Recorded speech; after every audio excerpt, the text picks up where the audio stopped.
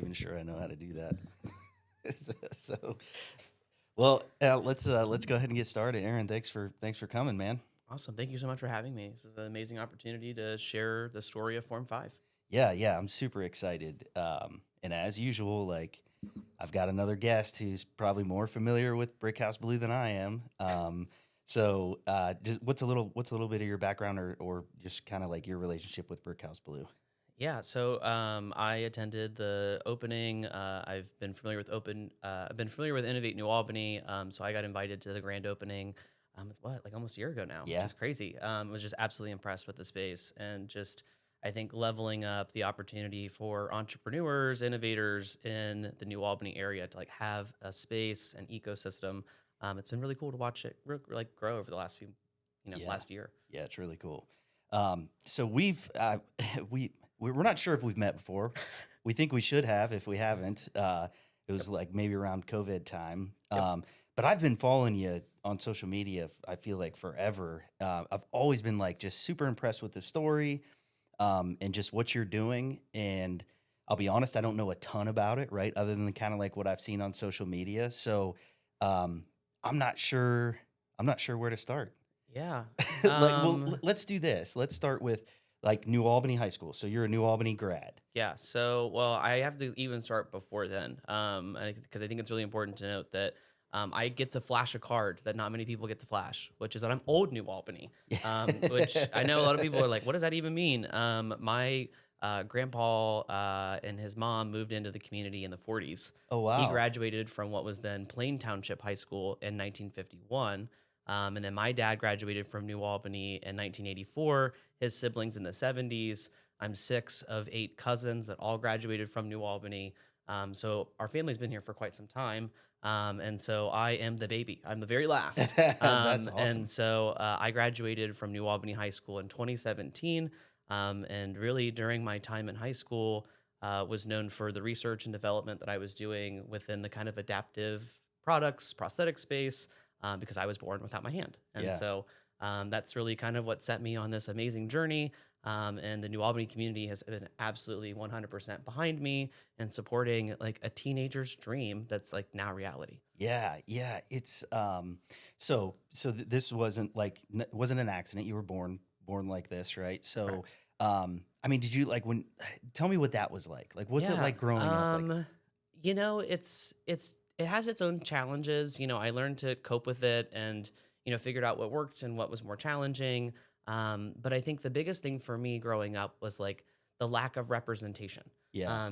Seeing someone that looks like you doing the things you dream of doing, it makes it real in your own mind. And when you Yeah. don't see that, you're like, oh, it's like a negative thought pattern. I have one hand.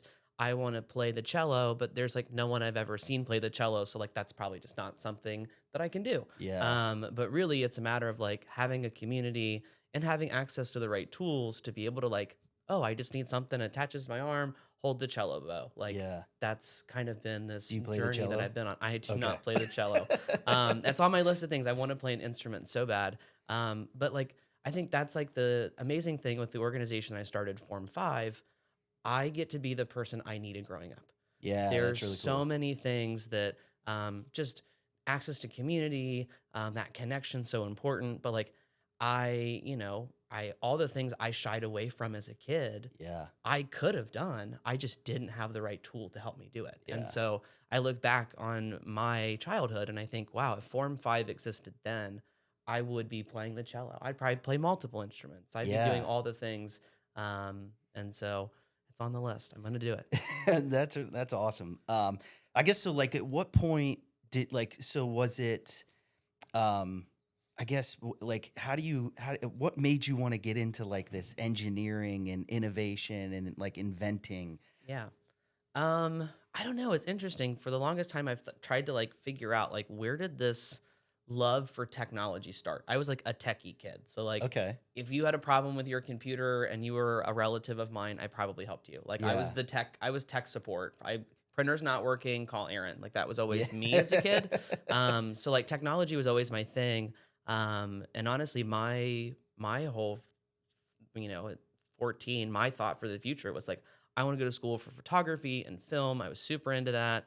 And then like just started researching 3D printing and just, what was being created for folks with physical disabilities. And I was like, wow, like this is really cool. This is like a blend of like, it solves a real problem that like I'm personally facing. Yeah. But it's also like using my technology and my skills to like do something cool, like make a Yeah. difference. And so I've just always been kind of a techie kid. It's probably the best way to put it. But Yeah. I taught myself 3D printing, basically kind of long story short, like how it all started.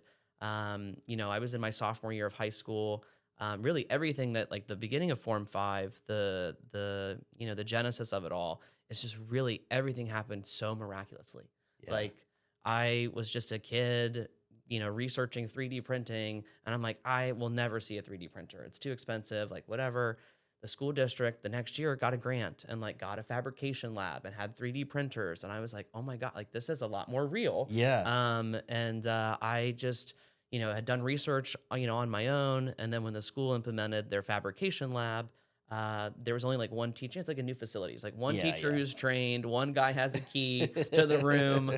And so I found out who it was. And, I just mustered up the courage and was like, I think it was like lunch period or study hall or whatever. I like, went to the building that he was in. I knocked on his door and I was like, hey, you have no idea who I am. I'm not in any of your classes. Like I've never, taken a robotics class or whatever. Yeah. I was like, but like, this is the research that I've done.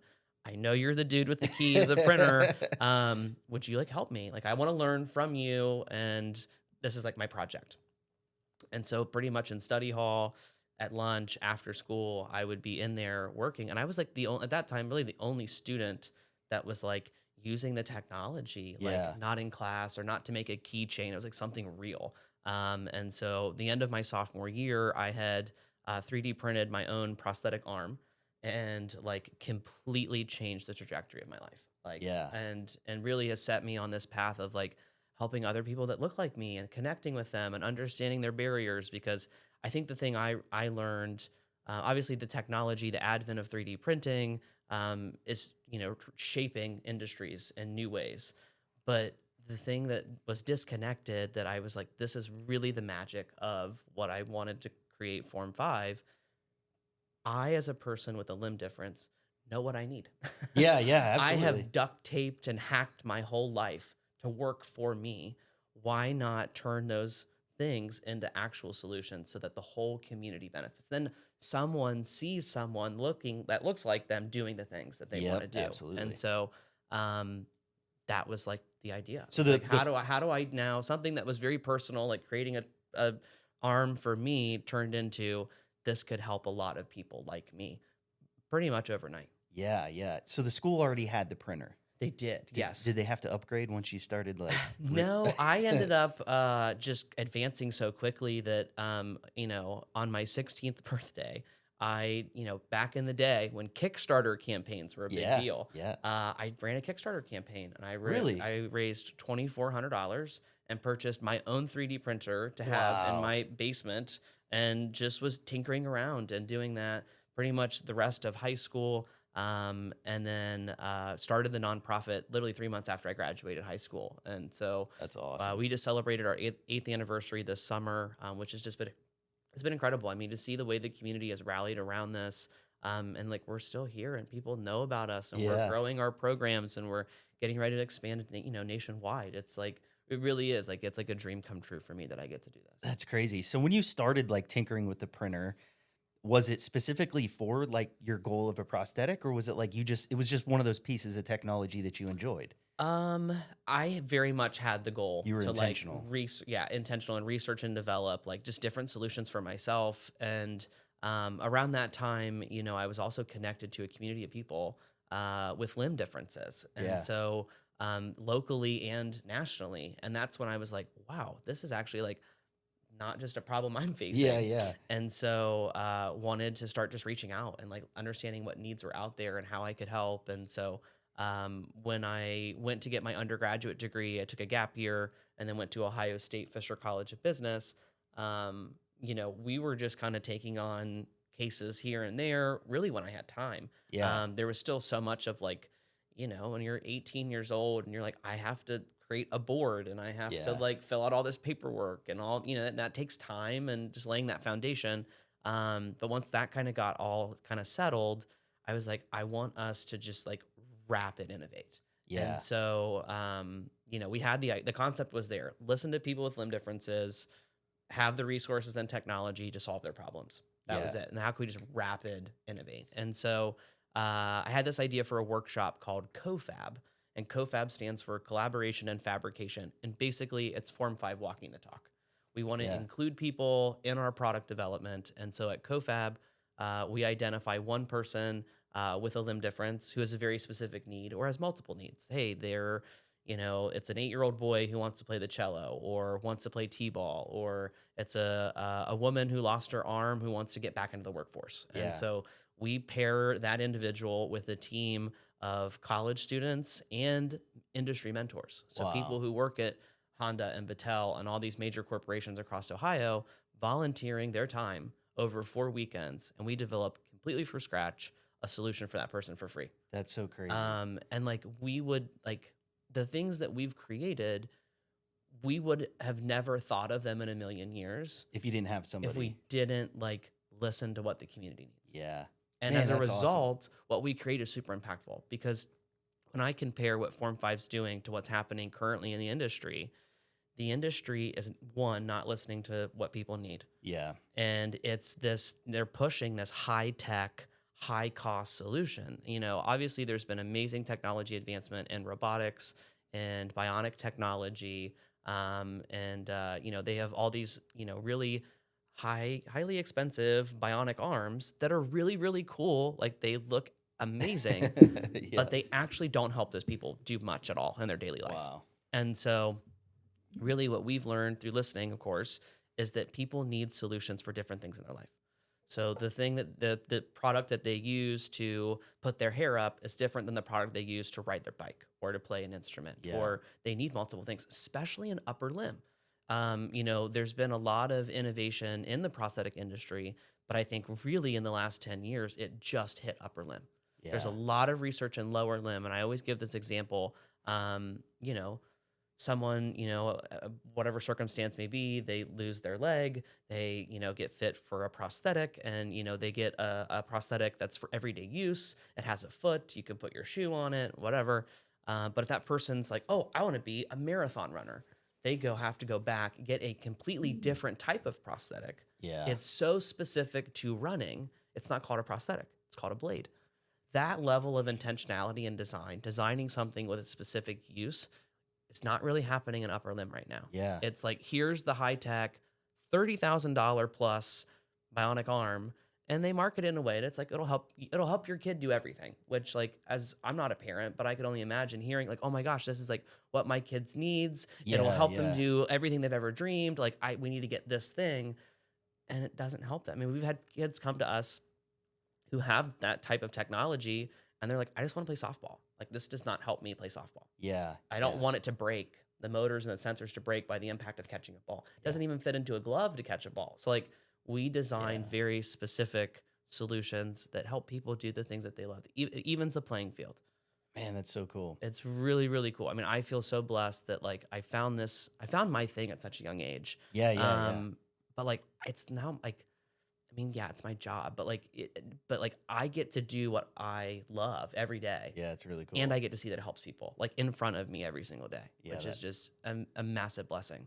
That's amazing. So like when you're building this technology, and maybe it's evolved since you started, but I guess I didn't realize like you're looking for those specific things. So when you say you Totally. have a case, like you're not trying to build a retail, gadget that anybody can use. These are specific to the client that you're serving. Absolutely. We meet individual needs. And I think as a nonprofit, the last 8 years, that's what we've been known for. Like, and, the way people ask, how do people find us? It's the most organic way possible. Like, Yeah. I'll do a podcast interview. Yeah, And yeah. then next thing I know, I'll be like, oh, I met so-and-so at the zoo and I told them about you and their daughter was missing her hand and maybe they could, those people reach out to me. Like That's awesome. those levels of connections are just amazing. And so one example this summer, there was a young boy who was in the marching band at a local high school. and he was born without his fingers. And I've known him and his family since he was younger. Yeah. And his family just reached out to me. They're like, "Hey, he's getting really serious about playing the trumpet, and we have some type of contraption that he like puts on his hand to like hold the trumpet, but it's like he's growing and it's digging into his skin. It's not comfortable." And they're like, we want to like get him a nice trumpet, but like we don't know how to like make this work as he advances. Yeah. And so I was like, bring him in. Like, we have interns this summer. This would be a great project for them.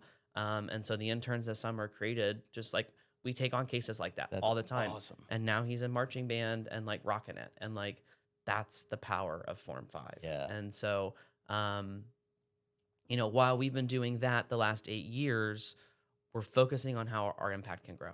And so that's why I've been hitting the pavement in multiple ways the last few months, because we've invented a product called the bike arm adapter. And so I'll kind of explain the story about that in a minute. But like, this is an opportunity for Form 5 to take something we made for one person. Yeah. And over the last few years, we've tested it with multiple user groups. Yep. We want to take this to market. We want to be able to provide this and make it accessible to everyone. Because riding a bike is a huge, huge piece of development. For sure. It's obviously, there's a physical aspect, of course, a health aspect to it. Just being able to get on your bike and ride and feel good and physically fit and whatever. But it's also social emotional. Having an outlet. So like if mental health is a concern, and having the ability to just get on your bike and think and not be crowded with a bunch of noise in your phone and everything. But also like emotional and social, like being able to like, as a kid, you get on your bike and you're like, I'm going to the pool with my friends.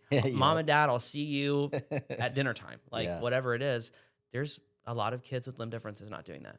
They're not riding. Just because they just can't. Yeah. Like, think about riding a bike with one. I mean, you can ride a bike with one hand. It's not very comfortable, especially for a long time, not very good for balance. But a lot of folks, they'll like lean over and like, so it hurts your shoulder and your neck, your posture's all messed up. I was able to ride a bike as a kid. And it wasn't until we started doing more testing with kind of our child user groups that I realized like I knew how to ride a bike, but like I never rode my bike. Like, and the reason why is because it wasn't comfortable. And because there were so many, folks we would survey and they'd be like, yeah, my kid rides their bike. And I'm like, okay, like, well, like, where do they ride their bike? Oh, they just like ride in the driveway. And it's like, oh, for how long? About like maybe 5-10 minutes. Maybe they're limited and maybe they need the right tools to be able to actually ride their bike. And so, and even on the far side of that, and I've had to kind of check my own bias and working with adult user groups.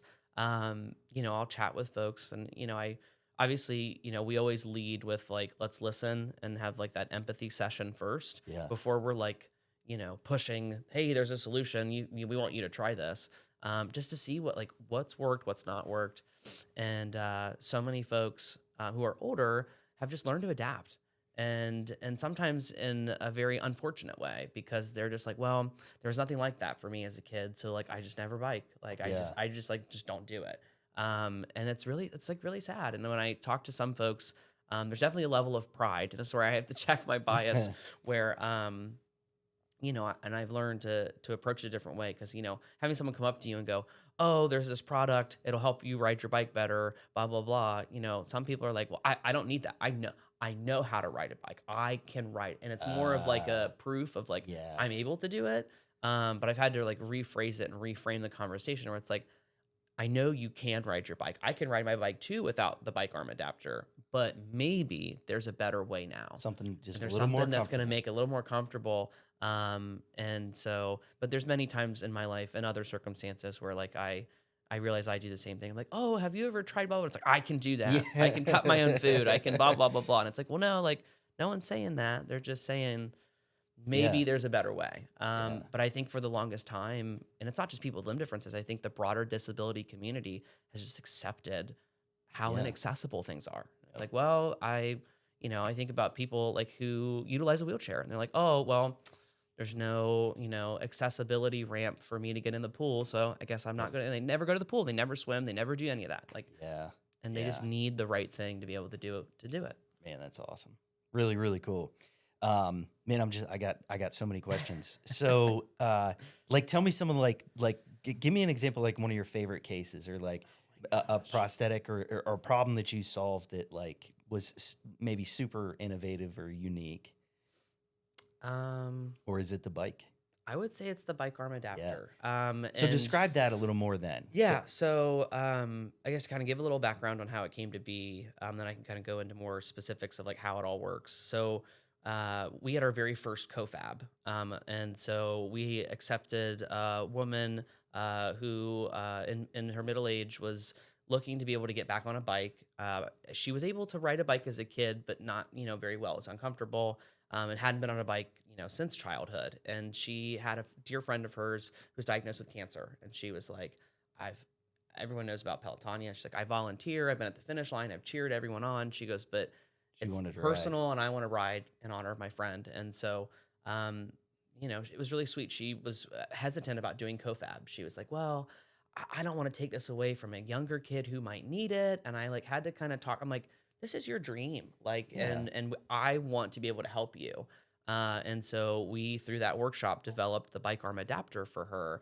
I think the thing that makes this story most special to me is that it was probably one of the first few times that I realized I have a very unique relationship with every single person we create a product for. Yeah. Because in many ways I see myself, and they almost reinvigorate like why I do all of this, Yeah. and sometimes challenge me to do the things they're doing. And in this case, that's what happened. It took a year in a pandemic to get Jody on her bike with her bike arm adapter, invent this product, and get her on her bike and start training. And the first time I saw her get on the bike and observe her using the product and ride off, I was like, damn, I have been living vicariously through you this entire time. And I thought about it. I was like, I haven't been on a bike, and I'm like, I want to do this. And so 2 weeks before Pelotonia ride weekend, I looked at my team of like one intern and was like, hey, the year and a half it took to get Jody on her bike, in 2 weeks, I'm going to ride with her, and you need to make me one. Wow. And I hadn't been on a bike in forever, 20 miles. I was like, okay, and so her and I rode Pelotonia 2021, 20 miles. You hadn't trained The at all. furthest either of us have really ever been able to ride a bike in our life. And That's so awesome. I think that is probably the coolest story, because it's something that I've started to love. I mean, Yeah. riding a bike has been huge for me. I do it every year now. I've done Pelotonia the last few years, and then just this summer, with our rapid growth, our plans to launch this thing commercially and take it nationwide. I wanted to do something big. There's been many times with starting Form 5 that like I feel called to just do something Yeah. about creating this workshop or creating this product or helping people. And so I just felt called that like the only way to really showcase the innovation of Form 5 and like set the intention that we want to take this thing to the next level Yeah. was to ride my bike a great distance, and not just showcase what the bike arm adapter can do, but what people with limb differences can do. Yeah. And so this week I'm riding 190 miles from Indianapolis to Columbus. Yeah, showcasing the bike arm adapter. And we've been doing quite a bit of fundraising. Our goal is to raise $100,000. Yeah. We're like probably $40,000 of the way there. And it's just been another example of how the community has like shown up for Form 5. Yeah. And we have the track record. I mean, our impact is tenfold. When I first started the organization, I had the glasses on of the lenses of like, this is for people with limb differences. And it very much is. That's at core what we do. But the impact has grown. I mean, Yeah. we hire high school and college interns every year. To see the development and the growth that those young people have in like finding their passion and for graphic design or engineering or whatever it is, through Form 5 has just been deeply amazing. Yeah. And the students that go through our workshops and our summer camps, and they figure out what major they want to do and what they want to be when they grow up, and all of that in the vein of it's helping people, For sure. has just been really, really amazing. And we want to do more of that. Like we want to do more internships. We want to do more workshops. we've been very focused on the bike arm adapter, Yeah. and we want to see this thing go to the next level. But there's a lot of other things in tow, and so it takes funding to do that. For And sure. so, For sure. you know, we have a very strong business model. It's just at the point where we need to fund it and like really take everything to the next level. Yeah. Yeah. Really cool. Well, I hope somebody hears this that can Yes. help out with that, or numerous people, because it sounds awesome. It Thank sounds you. really cool. So in the meantime, you're working on this. You're still taking on some projects. So Totally. if Yeah. anybody So knows somebody that, I encourage people to reach out. And I will emphasize this. We are broadening our definition of limb difference. You know, we get so many out of the box cases. You know, our last CoFab in the spring, we worked with a gentleman who has a pretty rapid neuromuscular disease. He's losing function of his hands. yeah, And we created products for him. Like it's not just people who are missing their limbs; it's people who have their limbs have lost function.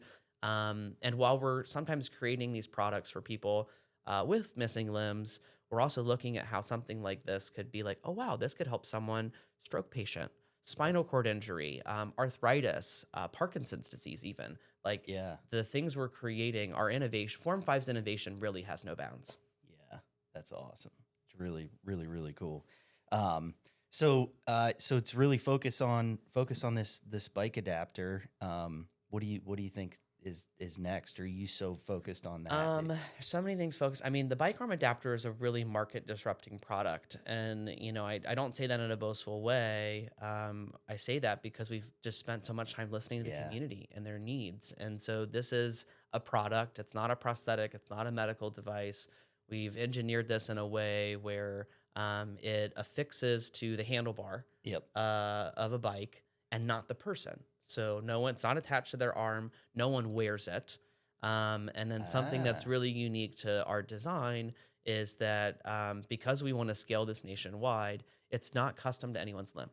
Yeah. So we've created a sizing system where folks would fall within like and not necessarily think of like a small, medium, large. Think of like a short, medium, and a long. Yeah. And even within that, there's different variations of sizing. Wow. It's like getting a shoe, and you figure out what size you are, Yeah. and then we ship it to you. And I think obviously that helps us from a scalability perspective, but there's also a component of a pay it forward model. You know, when you go through the medical process and you go get a prosthetic or something like that, it is 100% custom to you. And in some circumstances, that makes sense. Something as simple as riding a bike, it's not as necessary. And so what ends up happening is, you know, young kids, they grow Yep. Yep. pretty rapidly. And so we wanted to figure out a really innovative way to accommodate that growth scale. And so because the socket cup piece isn't designed to any one person's anatomy, if and when they outgrow it, they just move up a size. Yeah. And then the size that they were previously that component can come back to us. And because it wasn't designed for them, we Ah. then, if it passes quality control and they didn't break it, it's not damaged, we can, in theory, put that back into a device that it does fit the next person. That's really cool. That's completely unheard of in this space. And so, like, again, it goes back to like making this accessible, making it what the user wants. Yeah. We would have never known that without working with the people that we serve. Yeah. Man, that's awesome. So what is it? I guess how much it's going to take, you know, you need money obviously to make this happen, but I'm just thinking from a production standpoint, like how do you, you know, if this is going to take off, how do you mass produce these things? Yeah. It's been a learning curve. You know, we have been known to date to really serve individual needs. And so this is Yeah. kind of a different uncharted waters for us. And so truthfully, I mean, it's going to evolve what our organizational structure looks like. Yeah. And a lot of that is because we're balancing kind of two big priorities. One is, you know, meeting individual needs, creating new solutions. And then the other is like, how do we take that and scale it to serve more people? Yep. And so it's definitely going to kind of restructure how things are done.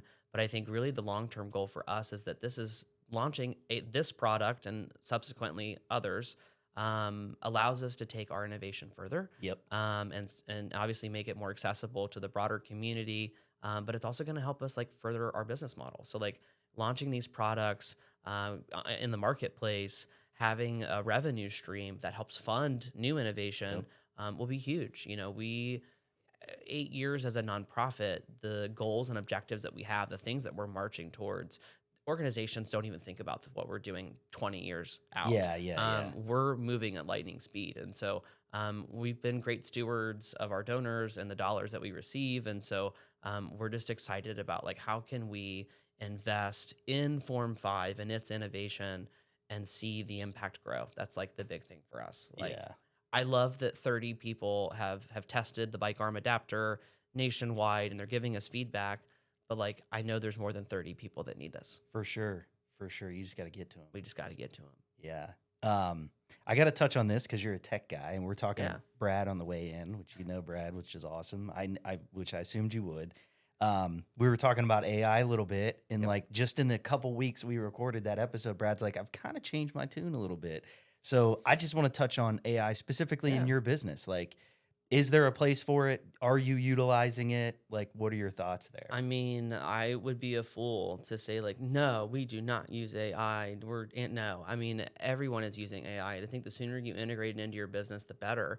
You have to really understand. I think the way that we use AI is more, what's the best way to put it? It's probably more or less for like framework and organization. Yeah. We have a lot of smart, creative people, and they're innovative, but it's like, how do we build a template, a framework, a matrix, whatever, that we leverage AI to like help build out that template? Yeah. I often describe Form 5 and like working with board members or volunteers or advisors that like we have all the puzzle pieces. We need help putting it together. And I would say like in that frame of mind, that's how we use AI. Yeah. It's like we have all the pieces of the puzzle. We just don't know where to start or how does this and this connect. And so we leverage AI in that way. I mean, in my day-to-day work, I mean, there's a lot of AI that I use in terms of like helping me proofread grant applications or emails or donor appeals or things like that. I like to write. I write quite a bit. And so I try not to use AI to write everything for me. Yeah. It's usually the more like an enhancement tool or to like proof check, what I've already written. So, Yeah. and it's great. I mean, I've done a lot of, I went to school during a time where there was no AI. And part of that, I started Form 5 with no AI. So like there's a lot of existing grants and applications and write-ups and things that I've already have that I feed AI. So a lot of times AI is just regurgitating what I wrote. Yeah, you're teaching it. I'm teaching it, Yeah, really. absolutely. And so that's really how we've started leveraging. And having interns, high school and college, every week, the first week of their internship, I always tell them, this will be the most unconventional internship you'll ever have. I never hide that from them. Yeah. But I did this summer put an emphasis of like, if you get stuck, if you don't know what to do, I'm going to tell you the opposite of what you're hearing in school. Use AI. Like Yeah, use AI. The leverage printer's it. not working. It's finicky. It's clogged, whatever. Ask AI. What setting is best to use? Or how do I take this apart? I think this day and age, it's less about what the technology can do. It's how you use the technology. Yeah. If you can use it to be a better problem solver, then like there's no reason not to use it. It's just, and it makes everything happen so fast. It's just Gosh. lightning speed. It is, and as we were just talking with Brad, I mean, everyone's been talking about like this is how AI is going to change. No, it is actively changing everything right now, like in 100%. real time. We're Yeah. seeing it. Yeah. It's pretty remarkable. I brought back some bad memories for you when I brought up Alex. Oh the- my the math gosh, the math software. software. Yeah, I had to do Alex in college, and that was not a Oh, fun so you did it time. in college as well? Oh yeah, Alex. That's I can't wait to tell my Alex- kids they're gonna have to it keep never doing it it. never goes away. Alex is an interesting program, but yeah, I mean, I don't know. It's been fascinating to me just with the technology available, and I think our education system's changing. But when I look at, you asked me earlier about like, did you think you ever going to get into like tech and engineering and entrepreneurship? And like, I grew up, I obviously have a physical disability. I have a learning disability. And there were so many things that like in school that like, I just learned differently. I interact with the Yeah. world differently. And I think there's a lot of students now that like, I read something online that like, it's obviously like your elementary years are very formative, but like, the whole, like you're just not good at math. Math's not your thing. Never say that to a kid. Like Yeah. never say that to a kid. Or like math's bad, or you don't like math, or math whatever. Like, because I went to college thinking I'm awful at math. I hate math, whatever. But like I went to business school. I had to take calculus. I had to take Yep. accounting, which is not fun, but I took accounting. I passed it. A kid with a learning disability growing up in school, I was like, oh, I'm bad at math. I hate math. I'm not good at math. Yeah. I'll never be able to pass any of these classes. I had like a 98 in calculus. Like Wow. I just learned it differently. Like, Yeah. and so, I think it's just a matter of like figuring out how to use technology or resources available to like be successful. Like, Yeah. that's what it's all about. For sure. And then you touched on the McCoy Center, so you worked at the McCoy? Oh my gosh, that's my other New Albany connection. So, well, I mean, really, so I did a lot of my success and being able to like do a podcast interview or talk to people on the street or go give a presentation to people I don't know. I attribute to doing theater as a kid. Yeah. All of my siblings did theater. You know, growing up and in the McCoy, literally, through my sister's performances, my brother's performances, and then my performances, you know, I was on stage. I performed, I sang, I danced, I did all those things as a kid.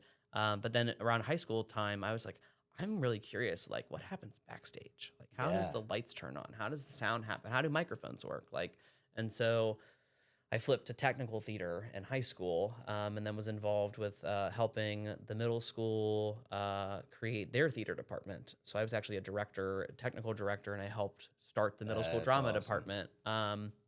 Which I looked at that as like, this is kind of like starting a new business concept. Like I Yeah. helped start their social media and like ran their social media and this and reaching out to news outlets and all the PR and all of it. Yeah. It was kind of like my little like incubator of like learning how to do all these things. But like that's another like love for technology. And so I ended up working a lot of events, just volunteering as a student. Because I Yeah. learned so much just while being there all the time that when I graduated high school, I worked part-time at the McCoy for quite some time under awesome. Kappa. And I always joke, you know, that my position when I was hired, it said stage hand. And I said, thank God I didn't say stage hands because I probably wouldn't have been qualified. But I had a great time. I mean, That's I look awesome. back at the time working at the McCoy, and it was a great way for me to stay connected to the community. And I absolutely loved just the people I'd cross paths with, you know, people Yeah. that like went to school with my dad or, you know, people, parents of, you know, peers that I graduated with or folks that were in the musicals that I directed. And so it was just a really great place to Yeah. learn. And obviously the McCoy is a community hub and now the Hinson Amphitheater as well. And I absolutely loved that time. And I still always have some connection to the arts. Like I'm still Yeah. always getting roped into helping volunteer in an event or attend a concert for the symphony or whatever. I mean, I love that. And again, I look at that, you know, skill that I have of public speaking and talking to Yeah. people to like going through the arts. I mean, it's Yeah. huge. Did you ever build any products or anything for theater? Like whether it was I on was stage or I was involved a little bit in like props and sets and stuff. So I Okay. definitely helped with that. Cool. Back in the day, it was it was a lot of fun. Yeah. And I think the thing that I love the most about theater is the way that it allows. I've seen it so many times. Even people that go from back or on stage to backstage, or people who start on crew and end up somehow being the lead their senior year of high school. It allows people to find themselves and Yeah. find a group of people that are like them. And that's Yeah. like what I love about theater. I loved it in high school. Like going to the shows was like, man, I loved doing that. Yeah. Like Yeah. just seeing people, like the kids that you saw in the hallway all the time, and then like see them perform. You're And like, they're holy crap. Yeah. And you're like, Um, that's your thing. Yeah. You're really good at that. Yeah. Yeah, Yeah. It's really cool. So I got to touch on the name, Form 5. So where'd you come up with the Oh name? boy. So the name, when all of this started in high school, I had a blog that I was writing just about my like lived experience of having one hand, Yeah. and it was called Alive with 5. And so on that blog, I documented meeting people, getting my first prosthetic, what I liked, what I didn't like, all those things. And then eventually, when I started doing research, I started documenting all that on the blog. And around the time that I was getting ready to give my TED Talk, my junior year of high school, I got really serious about wanting to turn this idea into like a nonprofit. Like I want this Yeah. to be a company. I want this to be a nonprofit. I want to like take this and it be bigger than just Aaron. And so at that time I was doing a lot of research in like a technique of molding plastic called thermoforming. It's like you heat up plastic sheets and whatever, and you form them. And so I was like forming, reforming, forming, and like I was like, I like just like form. And then I was like, okay, so we have a live with 5, and I was like, form, form, form 5, form 5. And so, legally we're Form 5 Prosthetics Inc. But like over the last few years, people just like call us Form 5. So like Yeah. you go with what the people It's call cool. you. It's cool. And it's really catchy. And we have intentionally now removed prosthetics from our branding because like we're not making really Yeah. prosthetics. We're creating just adaptive products. We're trying to create these things in a way that are most accessible to people. Yeah. And oftentimes we learn that like sometimes the most simple solution is the most effective. Like it doesn't Yeah. have to be a limb. It could be something that just like goes on the table and helps someone like open their pill bottle. Like Yeah. that's huge. Yeah.